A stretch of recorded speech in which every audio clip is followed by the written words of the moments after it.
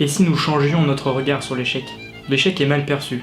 Pourtant, beaucoup d'athlètes ou de célébrités ont tous essuyé des revers cuisants avant de s'accomplir. C'est par exemple le cas d'Edison.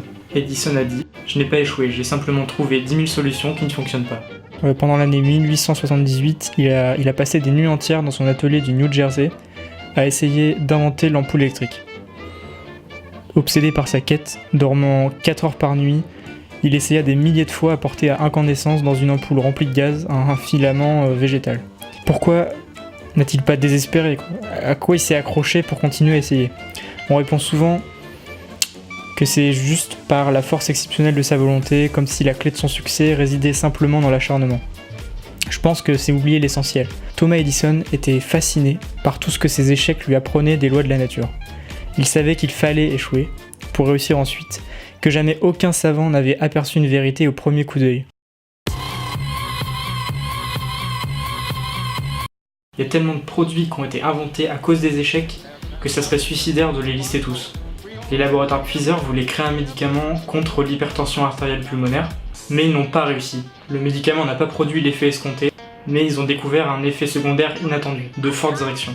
Sans le savoir, Pfizer venait d'inventer le Viagra, ce fameux remède contre l'impuissance que les hommes cherchaient depuis des siècles. On peut aussi parler du pacemaker qui a été créé par un ingénieur qui, en bidouillant et en voulant créer une machine qui enregistrait les battements du cœur, mais en fouillant dans sa boîte de composants électroniques, s'est trompé et a pris un composant qui envoyait une impulsion.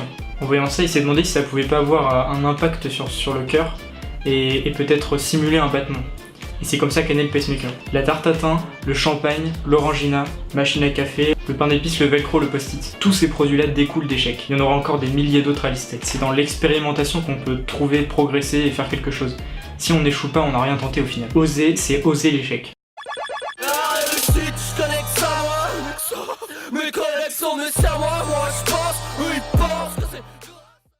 Oser, c'est oser l'échec. Au fond, il faut réussir à échouer. Même pas pour en tirer des leçons, juste pour avoir la preuve que nous sommes capables de sortir du tableur Excel.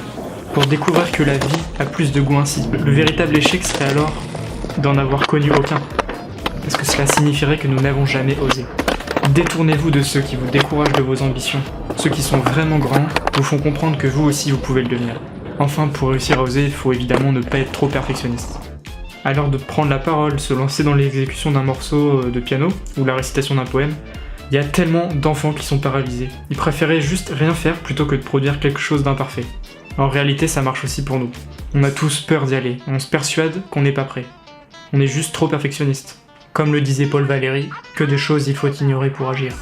Au final, en essayant continuellement, on finit par réussir. Donc, plus ça rate, plus on a de chance que ça marche. Le fait de perdre sans avoir rien tenté, ça l'est juste un goût amer.